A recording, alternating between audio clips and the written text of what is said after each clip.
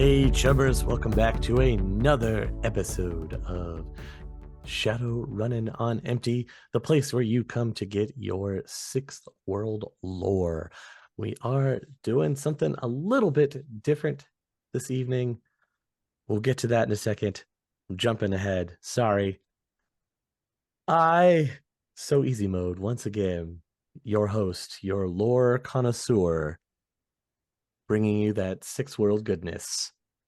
Joining me this evening, my intrepid co-host, Austin. Austin, how are you this evening? Doing good. Excited for what we got to talk about today. I think it'll be a fun one. Well, it should be, since not only are we doing this running on empty, but it is one of our special shadow running on empty shadow run in real life SORE SRIRL, right? Is that, I got it? I think I got it. Nail it in one. Nailed it in one. That's how we like to do it here. And bringing us this delicious, juicy IRL goodness is our special guest this evening, Dr. Friendship. Dr. Friendship, how are you? I'm doing great. Thank you guys for having me on to talk about some awesome technology that's coming out pretty soon here. We like awesome technology that's coming out pretty soon. It's so awesome. You guys are going to love it. Well, let us know what it's all about. Okay. Today we're talking about Neuralink. Basically, if you guys have been following tech news, your boy Elon Musk has gone ahead and done some human trials. He got FDA approval to do human trials for a brain chip. Sounds awesome. You guys are going to go out and get it right now, aren't you? I can't wait to get my brain chip today. Oh, that's too bad you can't. Oh. Unless you are paralyzed. Oh. Yeah, unfortunately, right now it's only available for people that have some kind of nerve damage, paralysis, some sort of injury, because currently the applications are purely medical in nature. So I figured I'd start out, I'd tell you a little bit about the company, a little bit of history behind it, where the whole brain chip thing is going here, and then we can talk about how awesome it's going to be. Sound good? I am prepared. My brain is ready. Easy. This isn't the first time that we've had an opportunity to cause you grave bodily harm in the name of advancing the plot for this show. So don't act like you wouldn't be down for it. Taking two for the team, as in both legs, goodbye. Yep. Does that qualify me then? That's the next step. Hey, listen, I can arrange for you to get hit at about 25 to 30 miles an hour by a 16-ton vehicle early in the morning while it's still dark right outside of your home. Wow, guys, this is all shaping up great. I'm glad you're here for me.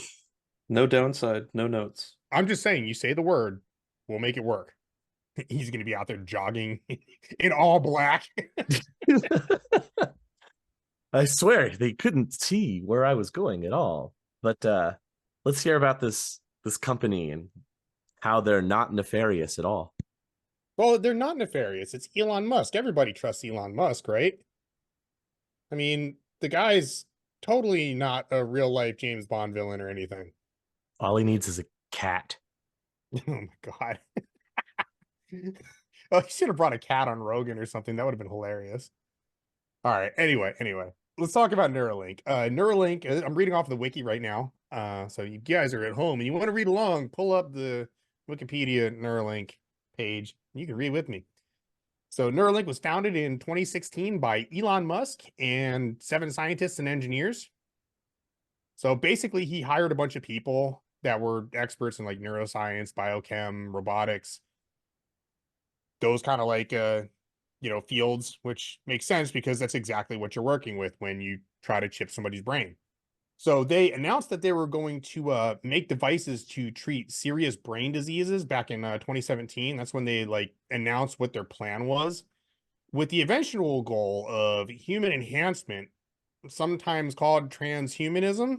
We'll get to that later. So like it's already going real well, you guys. So essentially, like he came up with this idea to interface a computer and the human brain. in order to achieve a long-term goal of symbiosis with artificial intelligence. Those are his words. And he perceives AI essentially as an existential threat to humanity. So a lot of people are like complaining about AI right now and, how it's like unethical and things like that. Well, Musk has a little bit of a tinfoil hat when it comes down to it, because he's looking at this whole thing like it's Skynet. So in order to fight the evil AI overlords, we're all going to have to chip our brains, is essentially what he's saying here. So I that can't is, go ahead. I can't even try to understand how that concept makes sense to him in the first place. Yeah. The way that we're going to combat the AI is to put technology directly into our brain. Like, I don't know. I mean, I kind of understand it. It's like some very sci-fi sort of like conceptual stuff. I'm a little bit of a paranoid person, when it comes to like conspiracy theories. I do have a tinfoil hat and I do wear it sometimes. I don't know if it's this particular issue is maybe as crazy or wild as, he believes it is. I could see it potentially being like that, maybe not. But I think like have you ever read Dune or seen the hmm movies? Okay, hmm so you know what like the mentats are, like the human computers basically. Yeah. I think that's essentially like what he's trying to go for eventually. Mm. So some kind of like human equivalent that can keep up with an artificial intelligence, but still retain like the creativity and flexibility of a human mind. I kind of understand where he's coming from, I guess. I don't necessarily agree with it. I think he's a little bit way out there, and I really don't agree with this piece of technology. But we'll talk more about why I don't agree with it later. However, I can kind of get where he's coming from at least. It's pretty out there though. It's a pretty wild a wild goal to have for a very very crazy reason. That's essentially the history though behind why Musk founded Neuralink and what their goal is. So recently, it was like I think this year, they actually did like the first human trials with this. Have you guys seen the news story about the paralyzed guy that was playing chess with his mind on the computer? Yeah, I've Yeah. seen that. Okay, like a lot of people have seen that. So that's one of the reasons why we're talking about this. Somehow this guy got FDA approval to chip somebody's brain. And this 29-year-old guy who was basically paralyzed from like the chest down, wasn't able to do anything. He had to use like a blow straw to like get around in his chair and stuff like that. He was actually able to play chess on his computer using the Neuralink interface. So he could move the cursor, he could click on stuff. If you guys want to go watch like the video, there's a bunch of videos floating around on the internet. All you have to do is like, search YouTube for Musk Neuralink patient trials or something, I and I'm thought sure. I thought he said that he spent all night playing Civilization. That's one of the things he wants to do. Oh, okay. Yeah. Okay. Yeah, he Okay. he wasn't he wasn't able to. This guy's name is Nolan Arbaugh, by the way. He's Mm. 29 years old, and he loves Civ 6. Hasn't been able to play it for a long time, but now apparently he can or is working up to that point. So it's not like you get this chip and immediately you're, just a machine or anything like that. It actually takes time to, build the neural pathways and like practice essentially. The guy said that it wasn't like something he got right away, but that like as he would do it more, it was just like anything else. Like, you start practicing riding your bike and eventually you take the training wheels off and then Yeah, it's like any other prosthesis. exactly. Yeah. But he said the surgery was super easy. And the video got streamed on X or Twitter or whatever you want to call it these days. The cesspool. Yes, it's pretty bad. Well, it's social media. What do you expect? That's why we're so quiet over there. I mean, we have a Twitter. Critical Hits does have a Twitter. You might catch an update from us one day, every now and again when we drop a new episode of something. That's about it. There's a reason for that. But basically, like this guy had this surgery. He said it was really easy. They released him from the hospital the next day. He doesn't have any cognitive problems at all with this chip. He says it's working just fine. So basically, the way that this thing is built, it's a chip about the size of like a thick quarter, and it still sits outside of the skull. It doesn't like actually go in your head. Like the chip part doesn't actually go in your head yet.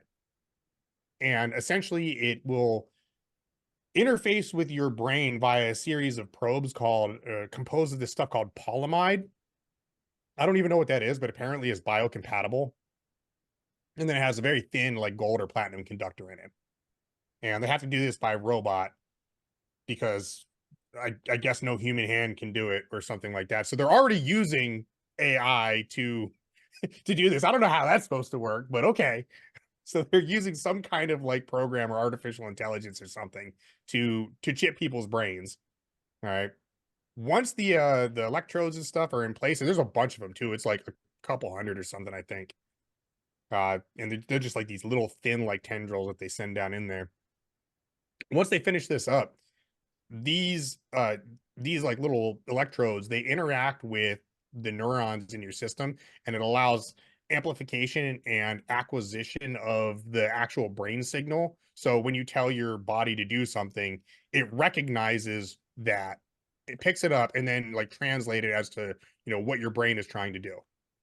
And then that signal can then be sent to an external device like a computer, probably a smartphone pretty soon. You'll probably be able to like get chipped and then like interact with like your phone or something without having to touch it.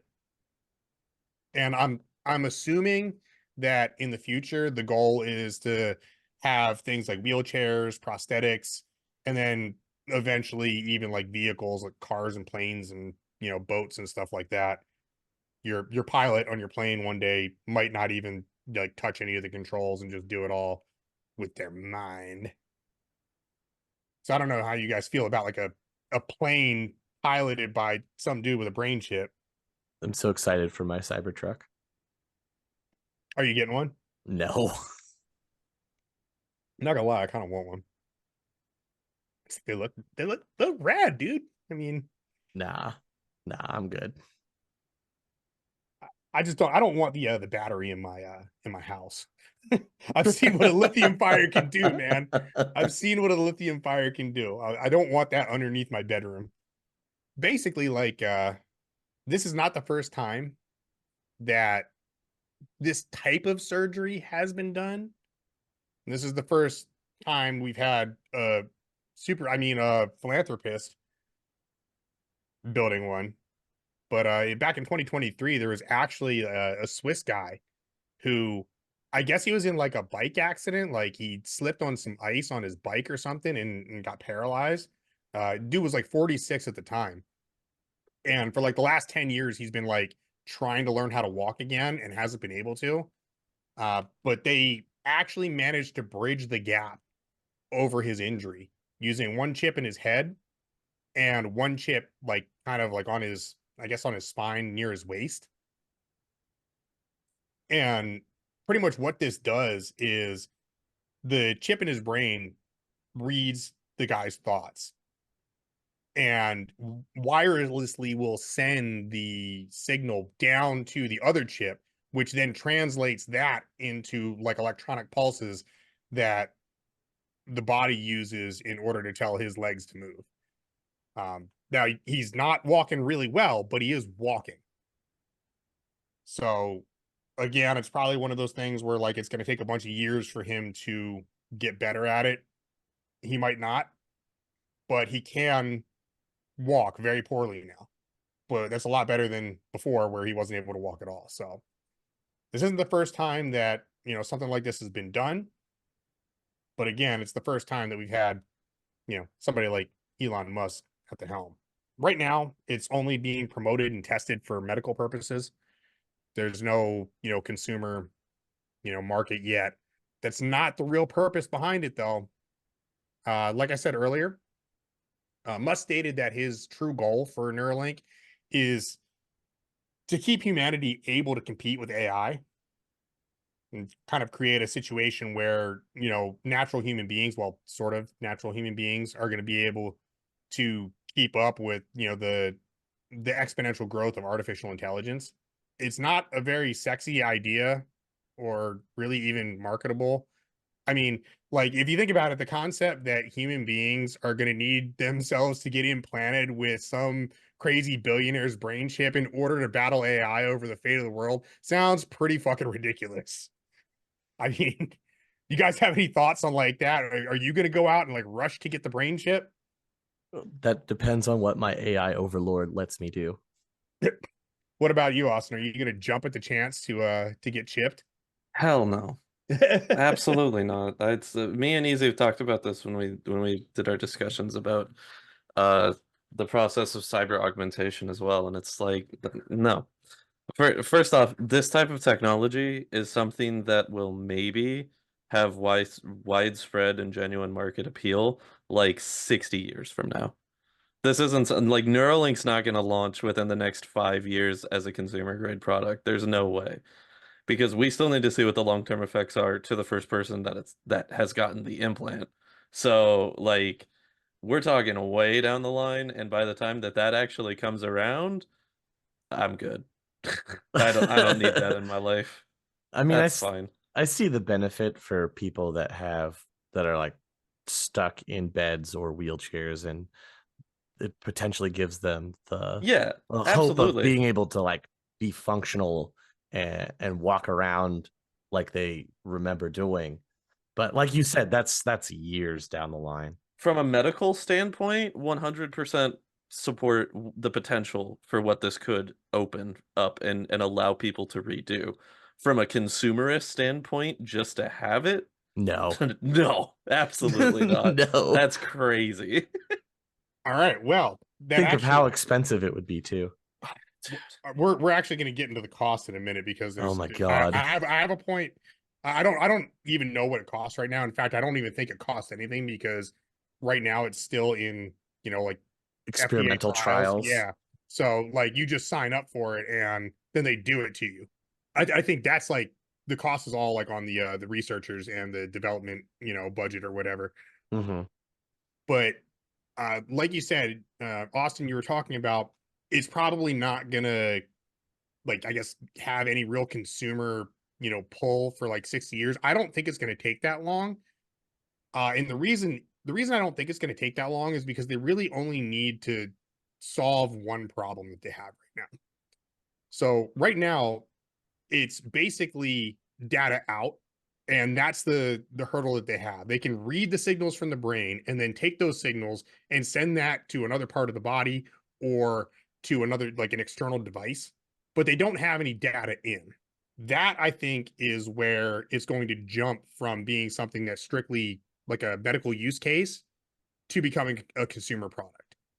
Once you can figure out how to get data in, then you'll have a whole bunch of different reasons for big companies and stuff to pursue this technology in order to promote their products, for example. That's not dystopian at all. So you can bet that the ultimate goal of, Musk and other people that are, pursuing these kind of like technologies. I mean, you look at like the metaverse and Zuckerberg, the Apple Vision Pro and all those different types of devices that are still external devices, but are essentially trying to get the content, the ads, all those things closer to like your core being, I suppose. I mean, when you have it like in your face and it's literal virtual reality, that's as close as you can get without, it being in your body. Their goal is to do that. I can guarantee you they want this thing to become as common as your smartphone. And whether they want to admit it publicly or not, I can almost guarantee you that's the ultimate goal. And this stuff is being discussed in board meetings. I can promise you that. You said it yourself. There's no need right now for Neuralink or any other pieces of tech like it on an actual consumer level at this moment. And that's, again, because it only reads outputs from the chip user. But once they solve that problem, it opens up the entire field to all sorts of stuff. So, I mean, you can imagine if you can get data in, you can almost see something like Trinity from the Matrix downloading, the pilot helicopter skill on the fly and, being able to just do the thing. And it sounds like super cool, yeah? Good data in, bad data out. Well, well, you would hope that's the way it works, but I have real doubts behind that. In fact, I would say that being able to data in has some real serious dark sides to it. What? There's nothing sinister about corporation. Corporation is good. Corporation gives you the food and the place and the things and the distractions. Well, yes, they do that. They also do a bunch of other stuff. So, can you guys guess where I'm going with this? Got any thoughts about how this could potentially be bad? About how having a inward data receiving brain chip implanted directly into your nervous system could go bad? Nah, man. There's no downside to that. Okay. All right. That's crazy talk. It's All right. only upsides here. Well, I that's the mean- episode, everybody. Like, I mean, you see it in Shadowrun right now with the personality chips. You just Mhm. get overwritten immediately. yeah, I think that's like the extreme, like worst case scenario. That's the most frightening. It certainly is. I mean, I can't think of anything more horrible than like you just being a passenger in your own body. I mean, you Yeah. could get a complete total recall situation going on. No, I definitely think that more horrible than that is having ads beamed directly into your central nervous system that you have no way of escaping from. That's a nightmare. Oh God, all ads all the time. That was my actually my first point is you can think about how bad, a platform like YouTube is and how like invasive those are. You're like watching a piece of content or listening to it and you set your phone down for a second to go like, check on dinner or something and suddenly ad. Well, imagine that like but directly into your brain. So, who knows what that looks like? Does it pop up in your field of vision? Is it something you hear? I would imagine it's like a jingle, like you Yeah, just hear it over and over and over. I would imagine that it would have to be audio only because if it was visual inclined as well, like that's lawsuits, dude. How That's about like this? that's like you're driving down the freeway at 65 and suddenly your fucking field of vision is taken up by a Burger King ad, you know? Burger King next exit. Yeah, right? How about this? Let's take it another step further and get even more insidious with it. Instead of like a catchy ad or something that pops up as you're driving past Burger King, you're driving past Burger King, you're on the freeway. Burger King is, a quarter mile away off the next exit, and suddenly you're smelling French fries and a delicious burger. Oh, you mean with like taste and sense and everything? Your body is telling you that you're smelling this even though you're not. Or you just have a craving for Chick-fil-A or whatever it is coming up on the next exit.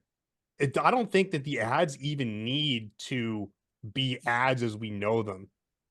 No, it'd be completely different. I think it'd be more like what you're hinting at here, where Mhm. it plays on your senses, and that way it's more subliminal than actual like live advertisement. Yeah, I think that that's what the future of advertising looks like with something like this, is you just get a suggestion that, man, I really want this right now. Could you imagine what walking through a grocery store with one of these on is going to be like? I prefer if we're gonna go that route, just be super liminal. You know, if you're gonna try to sell me on something, just own it. I, ideally, yeah. Ideally, that's the way it would be. But I mean, given the direction that some of these companies have gone in terms of getting data in order to I guess personalize ads directly to you. I mean, how many people out there that are listening right now have had a conversation with somebody else and then all of a sudden their Facebook feed or whatever is just full of ads about the thing that they were talking about? Like, I know I've had that, and I don't even use Facebook, but like my wife does, and she'll get on, and it's like all of a sudden her her thing is like just full of whatever we were having a conversation about. It's not even something she has an interest in, but she'll get ads for it because we were talking about it. So if you can Yeah. imagine, that's the way that they're doing this stuff. You've gotta be willing to think that they would go to the next step and just suggest that you want this thing. If they have the ability to do that, you know they're going to do that. So that's where I think that the advertisement situation is going, which is like pretty damn nefarious. I don't want people like causing me to like have cravings or these almost like hypnotic type suggestions sent directly into my brain, and I think it's like natural. That sounds terrible. The other thing too is we were just talking about data collection. So, you know, anytime that a service is free, then you are the product. I mean, everybody's heard that saying before. So all of your social media platforms and, you know, other free services that you're not paying for, and even a lot of the ones that you are paying for, they will sell your data. And that is going to be even bigger when it comes to this type of technology, because it's in your brain and doesn't require some kind of output from you other than a thought.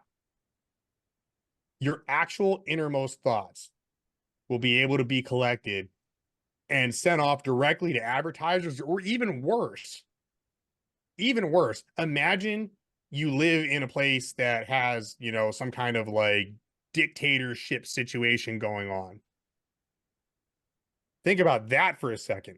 Can you imagine the implications of some kind of, you know, dictatorial, heavy-handed government who's actually able to monitor the thoughts of its citizens?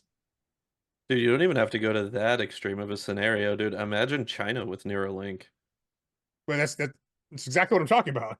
The Yeah. Ministry of Truth would like to state that it doesn't read the thoughts of its civilians. 100%. So, remember, innocent people have nothing to hide. Yes, exactly. What are you worried about? why are you hiding, bro? Like, why were you thinking that? I think we need to get you some re-education. Send him off. So, like, real quick, also back to the way advertising could potentially look through that too, is the biggest place that you'd be hit is your dreams. Yeah, sleep-vertising. Yep, sleep-vertising. I never even thought about that. Think that about terrible.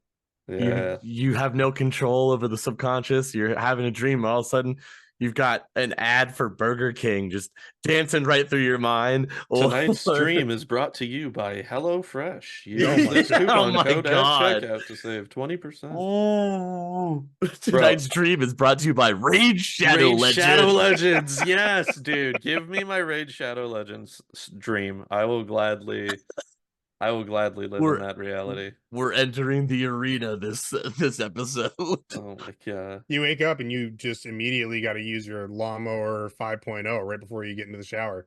Or you could just use it in the shower because it's waterproof. Wait, how did I know that? Exactly. Have one of those. Imagine that you're having a raid dream and then you run out of energy. And so your dream's like, hey, do you want to pay $5 to refill your stamina system? Or do you just want to wait 30 minutes to refill so we could do the next mission? Because we're just gonna sit here on this menu in your dream for 30 minutes if you just want to wait. Oh my god. I feel like you'd see a spike in insomnia. Either that or insanity. I imagine like messing with people's sleep cycle would have some really, really bad health effects. Yeah, there's no way that would actually like be able to be done like that. There's no way. No. I think they would try though. You know they would try. It's like from the Ready Player One movie adaptation they did. We can sell 80% of the visual space before causing seizures. Basically, yeah. That's essentially where we're getting with this. Yeah. How long can you interrupt somebody's REM cycle before it causes brain damage? That's the real question. Come on, scientists. We're not trying to create psychos here, but man, we really want to know. Yeah. But a microtransaction is a microtransaction, so Well, I imagine that they're going to figure that out real quick. I mean, I don't think it'll take very long once greater industry gets his clutches on this thing. But yeah, back to your data, your thoughts. You can imagine how bad it's going to be if your inner dialogue is able to be monetized by somebody other than you.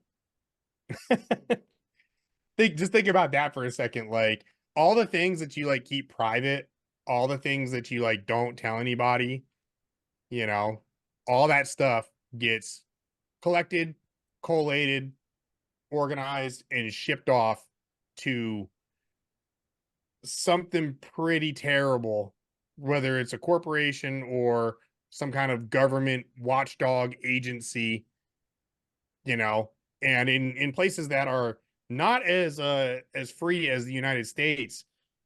I mean, 70% of the world is like run by dictatorships, like as of 2023, I think. So you can just imagine, like, you don't like your job at the salt mines? Oh well, I guess we're gonna send you off to the rock breaking quarry or something.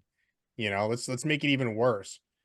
So you're not even gonna be able to think about, you know, how you don't like something or, you know, something along those lines. It's not like a thought isn't even going to be a kind of thing that you're going to be able to have. It's not going to be private anymore. And that to me right there seems like almost the most nefarious uh, part of this whole thing. You can imagine how bad it is with like your online data right now and people getting their identity stolen and, you know, things like that. Imagine that, but like, you know, ramped up to 11 because it's not just your data, it's like everything that you're thinking. So you think like you know, getting monitored and stuff right now is bad. Well, it gets even worse, kids. You probably don't want this. But hey, I'll be able to keep up with the AIs that will be competing for my job. Or trying to enslave or kill humanity. That's the goal. That's the goal, is to fight Whoa, off the whoa, evil whoa, AIs. whoa, whoa. No one said anything about enslaving humanity or killing off humanity. We're just going to have a very competitive job market. So that's all Skynet's gonna do. They're just gonna come after your jobs. They're Yes. gonna crush humanity by outperforming them in the workplace. Yes, Skynet, it took our jobs. But yeah, like that one's pretty bad. The whole direct monitoring seems pretty bad. I mean, it does seem like there's gonna be some kind of upsides. Like if you think about it right now, you know, you have a disconnect. Hang on, let me go back. Let me run back.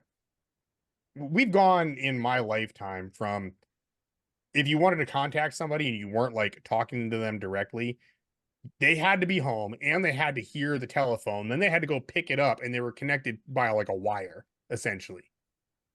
That was like the best that communication got when I was a kid. We've gone from that to being able to watch a video with another person on it in real time across the other side of the planet for free. I remember the days of long distance. You remember that? Did you have long distance when you were a kid, Austin? yeah. Okay. So like Remember to always call collect when making a call. What was that jingle? 1-800-COLLECT. I think that was it.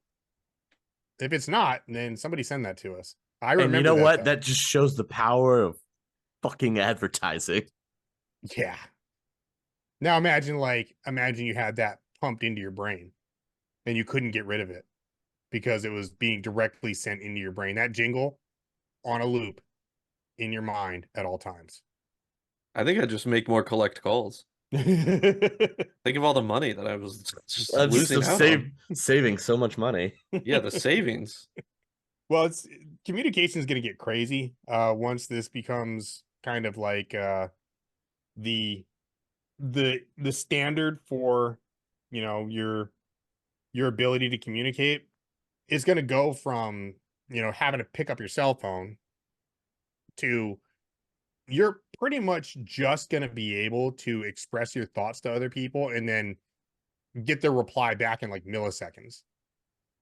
Once the thing really gets rolling, I mean, it's going to have its own processing power, and you're going to be able to communicate so much faster than we have been before. It's people that grow up with this and that it's standard are not going to like understand what it was like before. It's like our generation grew up without the internet. Kids that grow up now with the internet can't even like fathom a world that doesn't have that. Well, that's the way it's going to be when this gets out into the world, because you're going to be able to just contact whoever and just bang, bang, bang, bang, bang, bang, bang, bang, bang, have a whole conversation in seconds. The only problem with that is, if you think about what communication is like right now, how many of you guys have gotten spam calls? Am I the only Oh, person that gets spam calls? I get them occasionally. Well, Still. usually we talk about different delicious lunch meats, but spam specifically.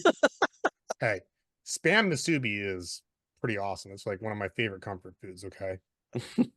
Shout Guys, out and to all my Hawaiian bros. your canned meat. Hey, man, I don't usually like spam, but when I do, I like it in musubi. Okay. Okay. All right. This stuff is good, dude. Maybe they can just check my Neuralink to verify my car's warranty has not expired before trying to contact me about it in the first place. So, maybe the positives outweigh the negatives. The one positive so The far. one positive so far. Well, it's a possibility. Gotta be I don't think one. it's likely. Jeez. What are you gonna say, Easy? I was gonna say there's actually a book that I read that kind of deals with this idea of neural communication, right? What book is that? It's called Old Man's War. Okay. It's a great sci-fi. It's a great sci-fi story. If you've never read it, highly recommend. It basically delves into not only like the possibility of aliens and what that's like and everything, but how humanity is woefully unprepared for space travel and all this stuff, and so they have to be augmented to be able to handle it and participate. So Yeah, it sounds like this. It also does not sound at all like what I went to when you said the title Old Man's War. I immediately just went to like Gran Torino. no, that's I mean, yes and no. I don't want to ruin it for people that haven't read it. Basically, it deals with the things that I was talking about, and the idea of being able to communicate neurally through an implant, but also it's called Old Man's War because only the elderly are fighting these wars on other planets in space. Interesting. Yeah, there's a whole reason for it. I won't ruin it for anybody that wants to give it a read. I highly recommend it if you have not read it. It was a very good read. It's called Old Man's War. Do you know if they have an audiobook version of that? I believe there is. So how much do you guys want to bet that tomorrow morning when I open up Audible, it's suggesting this book to me? Probably. Yeah, it definitely has an Audible because I see it right here. Okay. So I wouldn't be surprised if it's advertised to you tomorrow. Yeah, I bet you Daddy Bezos is listening right now, and he's gonna send that to me and suggest I use that. You're gonna use that credit anyway. Might as well use it to listen to a good book that's recommended. Yeah, there you go. Might as well. Might as well. Hey, chummers, just taking a quick moment to say if you are enjoying what you hear, consider coming over to our Discord where you can hang out with us and other like minded Shadowrun enthusiasts. The link is in the description. While you're at it, check out our Patreon over at patreon.com/critical_hits. You get early access to episodes of SINless. You get to vote on upcoming art that you want to see in the shows. And you also get full access to Worm Talks, just to name a few things. It's only $5, and that gets you in and helps us keep the lights on and making the content that you enjoy. And now back to the show. So yeah, communication is going to get crazy. It's going to be pretty wild. There's a lot of different applications for that. One of the real downsides, though, is you think about the people that are going to be just inundated with sophisticated scams and things like that, and it's all going to be like directly into your brain. It's already a problem right now, and I can only imagine how much worse it's going to get. I mean, if there's one thing I figured out about human beings is we can figure some shit out. And if you're desperate enough, like you're living in a place that doesn't have a lot of money, you're going to figure out how to exploit a hole in the system. And all it's going to take is for somebody to find that hole and figure out how to use it for their own benefit. And they will be trying to take advantage of unsuspecting people. Only this time it's going to be inside your mind, which sounds even more horrible than, just getting one of those stupid calls. I mean, right now I mess with them, but I imagine if they were in my head, oh my God, it would be infuriating. So we got another problem, and that is an extreme exacerbation of internet addiction, which we're seeing right now. You can look around, and there are, I mean, I have a kid who's like 19, and he's terminally online unless he's doing school, basically, which half of that's online now, too. There's a lot of people that are stuck in like online life. We were talking about, Ready Player One earlier. We're getting close to that. We're not there yet, but things are getting close to that where there are people that they never really do anything, social wise or anything like that, unless it's online. And you can imagine how worse that's going to get, how much worse, I should say, that's going to get if the internet is just piped into your brain. I mean, you want to watch a video? Cool. All you have to do is think about it. You want to play a game? Well, you're just doing it with your brain. It's just there. It's happening for you right in your mindscape, as opposed to, having to log onto the computer and, open it up and then run the application. You're not going to have to do any of that. All that stuff is going to be just readily available for you right there. I mean, you look at like some of the VR stuff that's going on. Well, I mean, like laser tag and zombie shooting games, that all happens in your house now. Your kids are just going to be running around the house pointing their fingers like bang, bang, bang. Except instead of their imaginations, it's an actual game, which probably has ads. So that I think is going to be another huge problem. I mean, if I never have to leave my house to play laser tag again, you're selling me on this again. I think I'm back on board. That's exactly my point.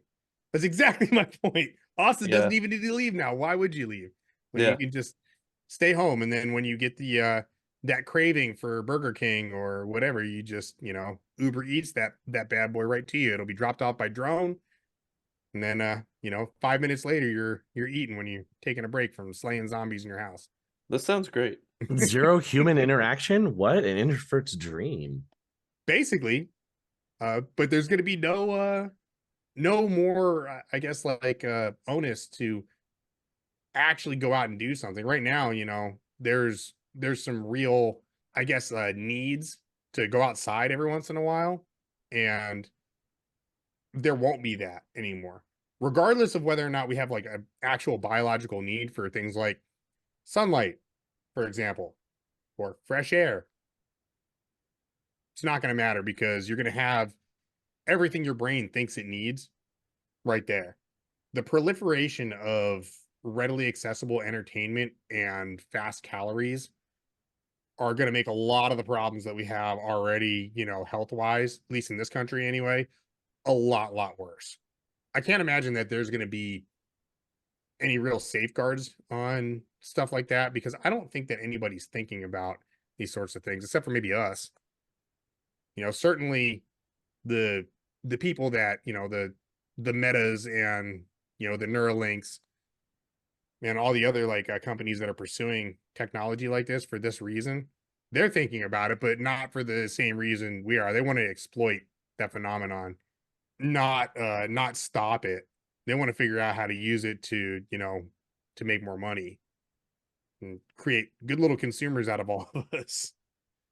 So we're fighting an uphill battle for the health of humanity here when it comes down to, I guess, the entertainment properties in regards to having data in on a chip that's in your head.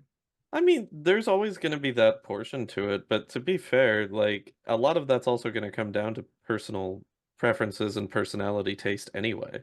Even if I could have in the current technological scenario that we live in, I could hypothetically never have to go to a movie theater or a concert venue to see a concert or watch a movie ever again for the rest of my life and still have access to the exact same scenario and experience to it.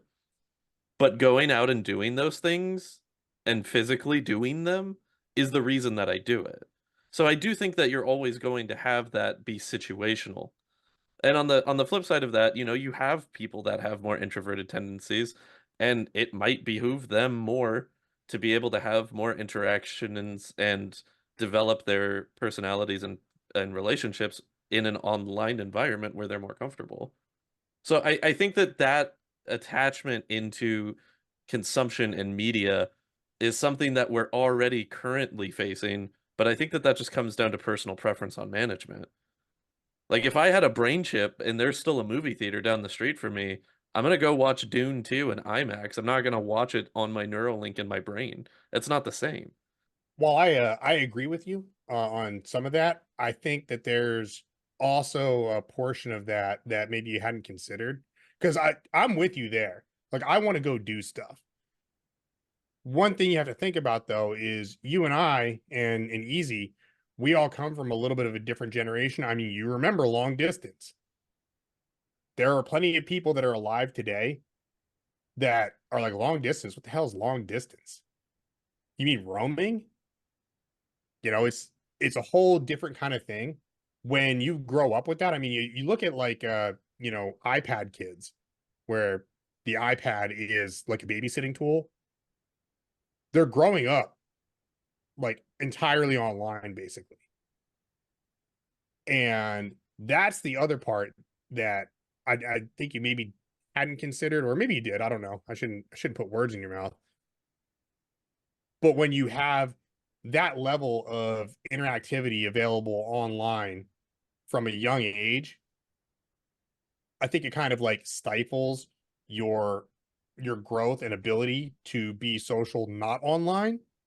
And while yes, it might be good for people that are naturally introverted to be able to express themselves, it also takes away all of the onus to go out and learn how to interact in, a social environment and navigate the world, in real life, especially if you just don't have to anymore. If it stops being a thing that's even necessary, then why would you at all? And I think those interactions are definitely healthy. I think it's an important thing to be able to go out and, interact with the real world. Well, from my side, I have members of my family who are like in high school now or high school age, and they've still grown up within the same type of socialization environment that I had grown up into. So I think that regardless of access to technology, it still is going to play a bigger role in regards to the nature versus nurture situation. If you are someone who's raised up in that type of mindset, that's the type of mindset that you would generally continue on and teach to people. Whether or not that is something that's adopted into their personality is always going to be a case by case basis. But I have relatives, cousins of mine who are 15, 16 years old and aren't always the perpetually online people. They're connected with hanging out when we go to visit them and spending time with family and doing activities and not having to be connected all the time. So I do agree that is something that is considerably more prevalent into today's just existence factor than it was with us, obviously. But I do think that will still always have that bearing for connection. I mean, some of the most successful movie like movie theater companies of the last decade are art house and independently owned chains instead of the mega chains for them, because they're people who are wanting to recreate that environment and give access to that for more people to enjoy it and experience and do that way than have to necessarily just consume the mainstream version of it that's given to you. So I think that while you also have that type of desire and enjoyment factor that's existent within society, you'll always have people that can still push for that to be part of the norm instead of the outlier.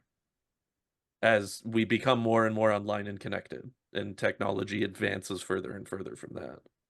Yeah, I agree. I mean, there's always going to be, different groups of people. I just don't always want the podcast to be all gloom and doom. Sometimes we need a little bit of positivity. We need a little bit of a refresher that everything's not terribly awful just yet. There's still time. And Well, yeah, like we're not all getting brain chip to fight the evil AI anymore yet. Yeah, exactly.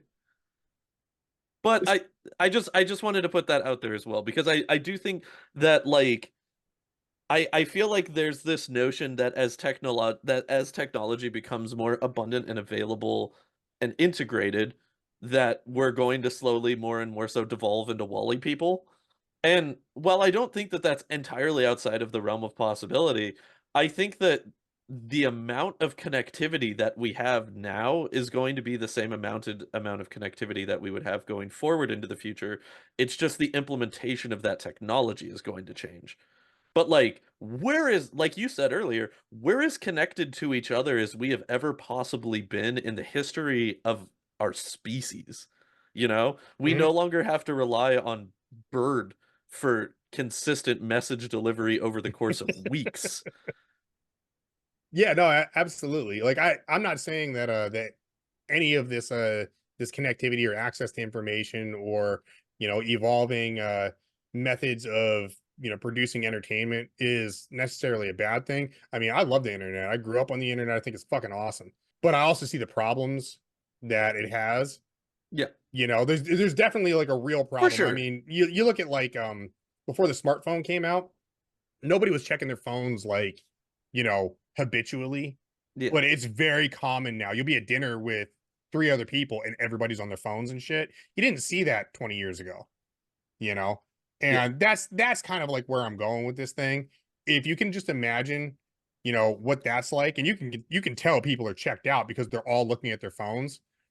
But imagine like you're not even gonna be able to see that they're checked out anymore because they're just doing it in their head. yeah, Like it's just one step closer where we're removing that barrier of having to take your phone out of your pocket and scroll Twitter or whatever. yeah, You know what I mean? So like it just kind of exacerbates the situation that's already like not great, you know. But then again, you also have all the awesome shit that comes with that too. So I'm right there like with you in the same camp. But I mean we have to talk about the problem because that's what we're talking about today is how awful Neuralink is. right. or potentially can become. Yeah, it could Yeah, become. Yeah. yeah. Because as a whole, I do still veer more onto the, for a medical application tool and the way that it is currently being implemented for usage, I do think that it's an incredibly insane piece of technology and is actually super cool. Oh, dude, that part of it is fucking amazing. And as long as we can stay at that part of it and not have to bring consumeristic tendencies into this in any way, shape, or form, we're golden, man. We're killing it. We're having a good time. That would be ideal. That would be Yeah. ideal. I'm a little bit cynical on it staying in the bag there. But I think that if we were ever going to get to that point though, like I don't know that we would ever achieve the possibility of widespread adaptation in the same way that we have with like a cell phone for technology, because you're talking about something that requires brain surgery. Like this isn't just I can go to the Sprint at the mall and just pick one up because I cracked with the screen on my last one. You're talking about I need actual literal brain surgery to have a piece of technology implanted into me that once in completely removes the full knowledge that I alone control my thoughts and actions. That's got real complicated adaptation issues attached to it, man. That's a big hill. That is a big hill to climb. absolutely. In fact, that actually segues perfectly into my next point, which has to do with that, but also it has to do with cost. So yes, like there's going to be a lot of people very skeptical about, getting a hole drilled in their head. I mean, unless you live in a place that mandates it, some people are not going to have a choice. Looking at you, dictator governments out there. So, you can imagine like everybody has to line up and get chipped. If your name ends in, S this month, you're getting chipped. That would be pretty bad. But at least a place like here, the tech isn't going to be something that's going to be like mandatory, at least not right away. I don't want to get like too in the weeds about like political stuff, but I mean it could potentially happen. I don't see it really happen at all like that because it's pretty damn invasive, like you said. I mean, you're getting a hole drilled in your skull, but that's a hard sell for just about anybody. That said, I think like another big part of the downside is initially it's going to be super expensive. When this comes out to market, it's going to be very, very, very expensive. You think like only the people or the only people that are actually going to be getting this piece of technology are going to be the ultra rich and powerful people. And I think that it could potentially have the implication of creating an even more uneven playing field than we have right now in terms of like a business and industry. So you can imagine you get some Silicon Valley big shot. We'll use Mark Zuckerberg for example here, right? Who now just like go ahead. I think you mean Zark Muckerberg. Zark Muckerberg. That's right. We're not getting sued. Zark Muckerberg. so so now he's got this chip, and who's to say that it doesn't come with some kind of like built-in IQ boost or processing speed power or something like that, so that now he's going to be able to have his brain moving faster and working better and coming up with better solutions faster than anybody who's natural is going to be able to do it. Or you have like some kind of Wall Street stockbroker or something who is going to be able to like make trades faster and more accurately than all of their other competition just because they have a piece of technology that most people can't afford. You're going to have a situation like that at the very beginning where only the people that can afford it right now and are willing to get a hole drilled in their head are going to be able to get it. Okay, counterpoint to that though. Okay. Those would also be the people that are going to be most likely to impose regulations and usage restrictions on that technology to ensure that the other people that do have the ability to access it off the bat don't get one over on them. So, to be honest, you might actually end up with the tightest restrictions and regulations about Neuralink usage as a consumerist product if only the top 1% have access to it as soon as it is available commercially. because they're the ones who are going to want to ensure that they don't get screwed over by this tech in the long run. That's very possible. I would counterpoint your counterpoint with all these people are kind of in the same club, and it's also very possible that they all sit down and agree, hey, like we gotta, put some regulations on this so that nobody else can get it, or something along those lines. I mean, that's fair, but that's more of a tinfoil tinged counterpoint, to be fair, my friend. That's I don't know, man. I mean, like there's pretty good historical precedent of collusion in markets. We literally have laws about that. If it wasn't happening, we wouldn't have regulation about that specifically. So collusion in markets for sure, I'll give you that, but I'm just saying this is more from a like regulations on usage and adaptability of tech across the board. So it's not even necessarily a market situation. It's a usage restriction on the technology itself situation, which is what I think would be more likely to be established by the upper echelon of early adapters that you would end up with, especially in that, in again, the market field that we're talking about, how much this thing would be costing right off the bat. Like, yeah, they're the people who are going to want to make sure that bad things don't happen and sway possibly terribly. yeah, I mean, maybe, but they're also the ones that benefit the most from having the tech early and then being able to push that whole thing out to other people for purposes that they want to use it for. I think, like, if anything, there will be some kind of like either collusion or an internal fight over how to regulate it for the benefit of the people that have it right now, like the people that get it early on. Mm-hmm. Because if you think like a guy like Zark Muckerberg, he's Mm-hmm. going to want to use this, specifically for his interests. Whereas a guy that, is working on Wall Street is going to want to use it for his interests. So, you got a Right. Gordon Gekko kind of fellow or something like that. He's going to have a whole different application, and they're all going to want regulation that's favorable to them. Right. Who knows where that winds up landing? I think it's a crapshoot as to what actually winds up happening with that at the end of the day. But I think we can both agree that the people that have it first are going to have a massive advantage over the people that don't have it, Mm-hmm. and that the playing field, as uneven as it is now, is going to tilt even more to one side because of it.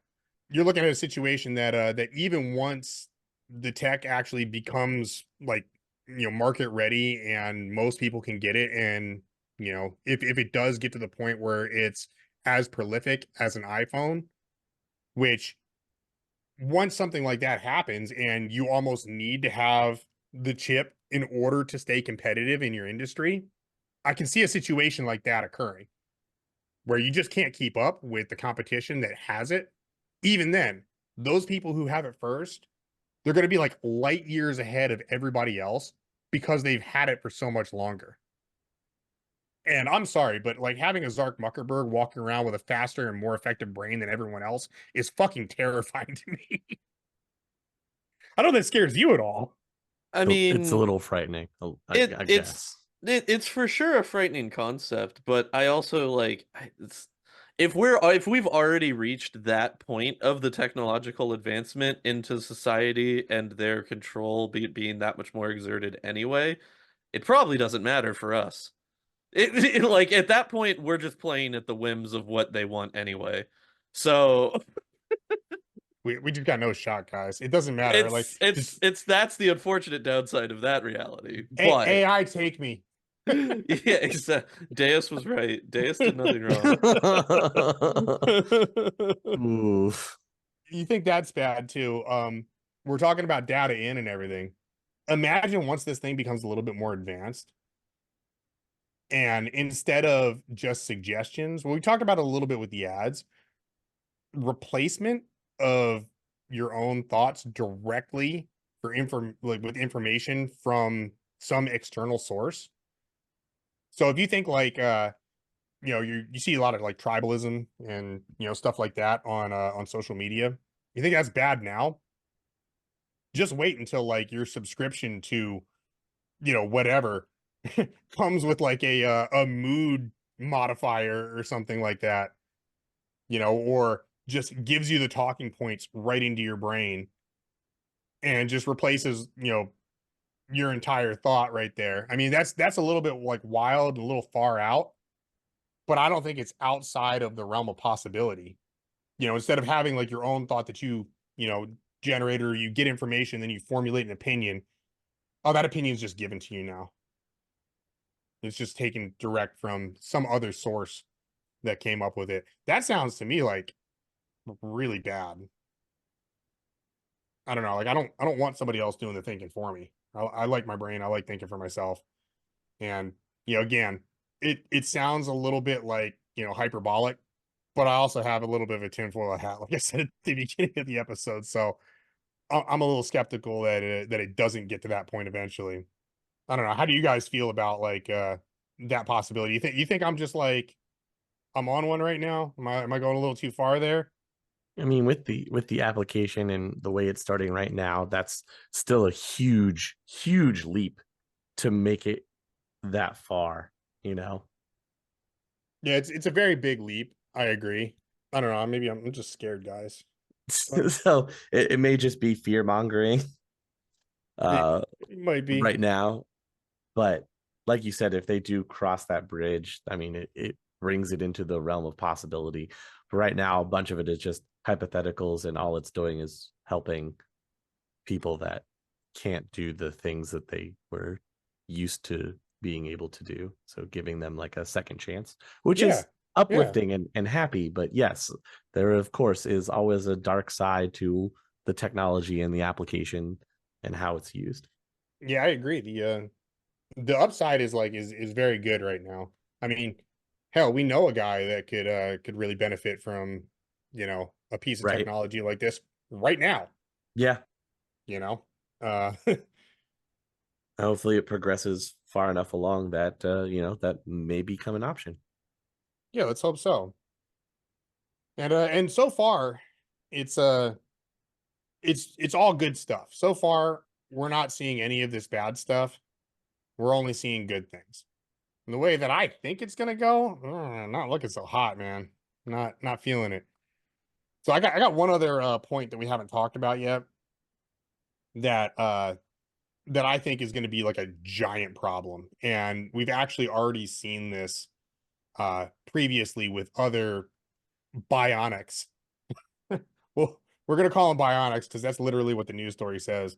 Imagine that this thing gets out, it becomes a consumer product, it becomes prolific, and most people either have it because they want it or have to have it because they need it. So, like your smartphone, for example. What happens when you're reliant on a piece of technology like this? And let's just say you forget to pay your subscription. Or even worse, the company goes out of business or gets acquired by somebody else, and that piece of technology stops being supported.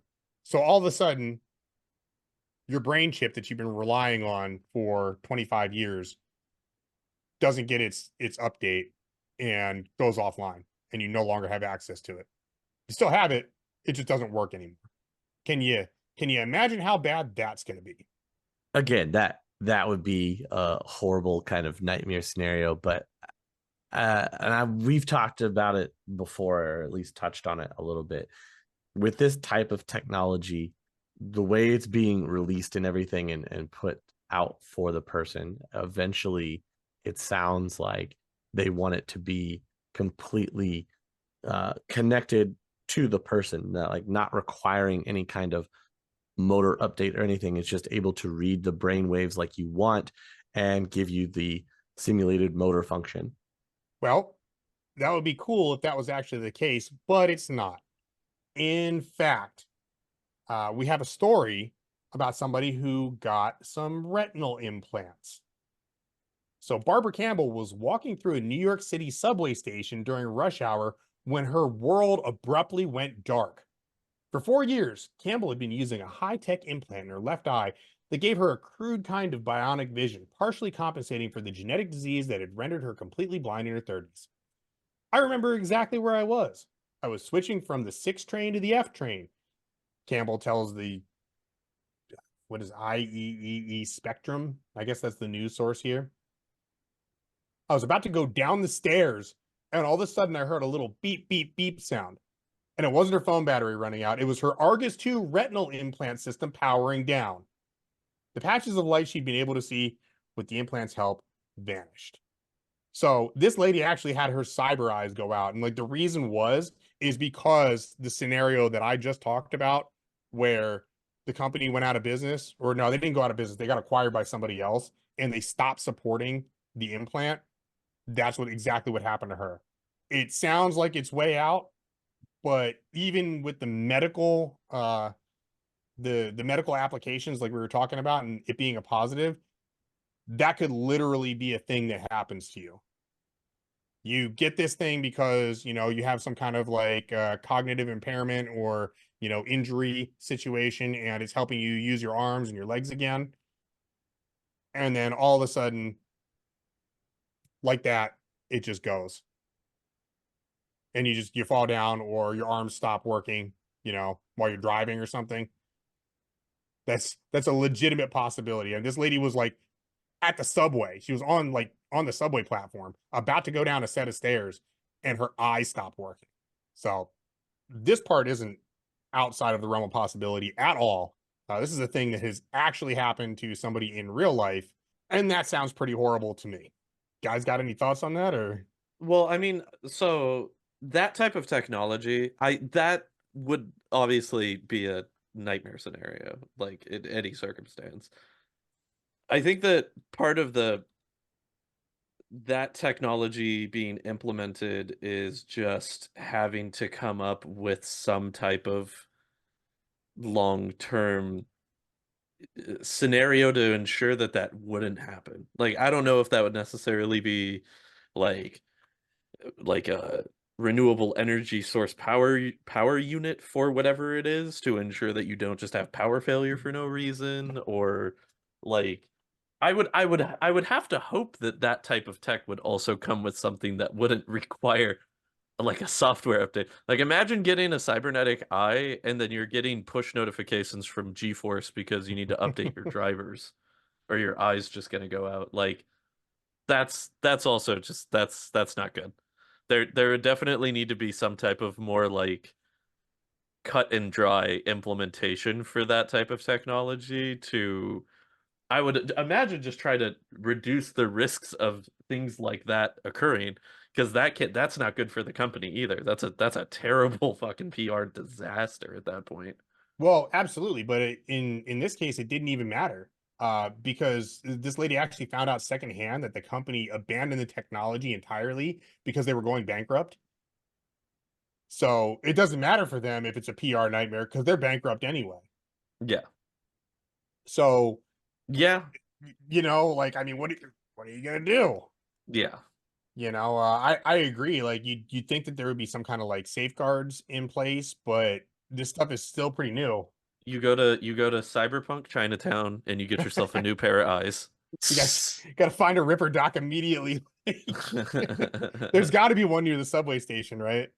Yeah, exactly. They always got Ripper docks near the subway station. I mean, But I yeah, guess that's where Shadowrun kind of takes it in a whole nother direction where you don't have to worry about things like that because all of the tech that gets placed inside of you is working off of your entire body chemistry. So there's no external charging of your cyber armor or something like that. This wasn't a battery issue. This was a support issue. Yeah, that's what I mean. Yeah. In Shadowrun, you don't have those support. There's no firmware for your stuff to update. Okay, I see. Yeah, like well, that's not the case with real life. I get that. We're not to that point yet, but if we ever get there, then maybe I would consider looking into cyber limbs, but not if I have to worry about a company going belly up. Yeah, it seems like it would be really bad if, like, you know, you're doing something and you're like running the New York Marathon with your cyber legs and like they just stop working. seems like a really, really bad look, you know. Yeah. But Or for your eyes to just immediately stop working. Yeah. that Also that's bad. I think that I think is Also the a worst. bad look, huh? Oh, I see what you did there. But yeah, I think it's like it gets even worse when you're like screwing around with your brain. And Austin, you bring something up, or you brought something up at the very, very beginning that I think was very important, is that we have no idea what the long-term effects of something like this are going to be. I think it's going to be like less problematic with the data out that they have right now than it will be with data in. Once they solve that data in problem, who knows what kind of like neurological diseases and maladies we're going to wind up seeing from artificial data being injected into your brain. Mm-hmm. I mean, we just have no idea where it could go, and that's a pretty scary proposition. It honestly, it might be the thing that stops all of these bad things from happening that we just talked about. If there's a real like medical complication with you know putting some kind of like input into the brain artificially, that might be the thing that kind of stops it. It might be the bridge too far that we just can't cross.